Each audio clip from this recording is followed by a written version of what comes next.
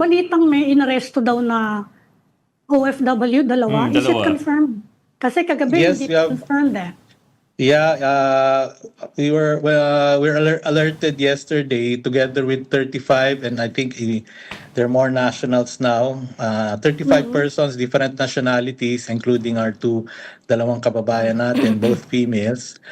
So we've identified them, we've contacted their families, we're providing legal assistance or legal retainer. We're asking for consular visit, but may I just withhold identities in the meantime, in deference to the Yeah. families. But yung isa nakausap namin yung husband niya nasa Pilipinas, yung isa she has cousins here, so in fact they're arriving here from Dubai to talk to our lawyer. Ambassador, what offense exactly did they commit? Well, first of all, even without this, taking videos, confidential privacy is very important here. Hindi rin basta-basta pwede kumuha ng videos. And more so now with this crisis, they really instituted a new rule na bawal mag-post ng mga videos, bawal gumawa ng AI videos, at bawal din mag-show ng mga aftermath, yung mga kung may debris. So, I think I haven't seen yung dalawang videos in question, no, why they were arrested, no, kasi natatakot na rin yata yung mga iba mag-share because even sharing it is delikado, no. So but I think one showed at the path of a incoming drone, and yung isa naman parang the area yata where a drone has just landed. So aside from it's creating alarm or panic, and syempre tatakot ng mga tao, some analysts are also saying it could be used for intelligence purposes kasi the other side can see kung saan dumaan, nakita kong yung tinarget natin hindi doon, so Right. that's part of the reason then. Sa Pilipinas siguro nangyari yan, Ambassador, lahat kumuha ng video. Tsaka may selfie. So, May mga selfie namumulot din Oo. may mga namumulot din ng debris. yeah. But So, talaga. as far as we know, kasi yun nga, I think I saw, if it's accurate, I think I saw one of those videos, and it does show an incoming missile.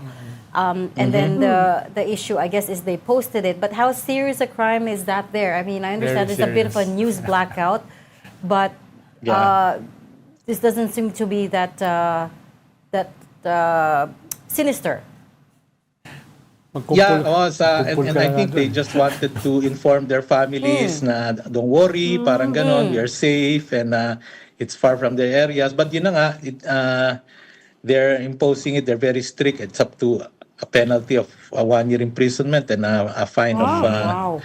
of 100,000 dirhams. That's around 1.6 million pesos. So, Wow. in fact, there was even a report on social media. There was a British national who, when he was just about to be arrested, took down the video and still he was arrested. There are others, mas maano kasi some are really manufacturing videos via AI, no? So I think mas ano pa yon kasi they're showing some landmarks here na sumabog na or mga ganon. So it's really very Anong tawag sa offense, Ambassador? Is it a security offense or a privacy Yeah. offense? Ano siya? it's a security offense. Yes, it's due to the emergency rin. So some of the measures they instituted to preserve na rin yung safety, stability. But that's, Ambassador, para non-bailable maunawaan ng mga siya, they're nakikinig still dito, detained. iba yung I'm sorry. mga Still detained. para maunawaan. wait. Okay, Ami, go. hindi ko narinig si Ami. They're still detained, nakakulong pa rin sila. Yes, we know where they are Nakakulong pa rin yung detained. dalawa, and And, non-bailable yan. Non-bailable.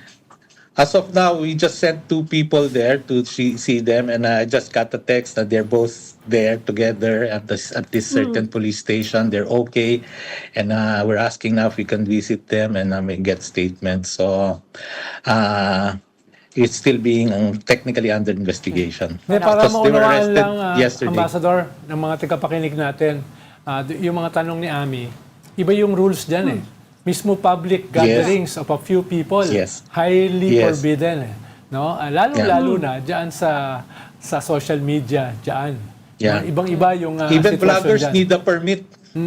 Kailangan mag-apply ka ng permit na kung Yes. vlogger ka.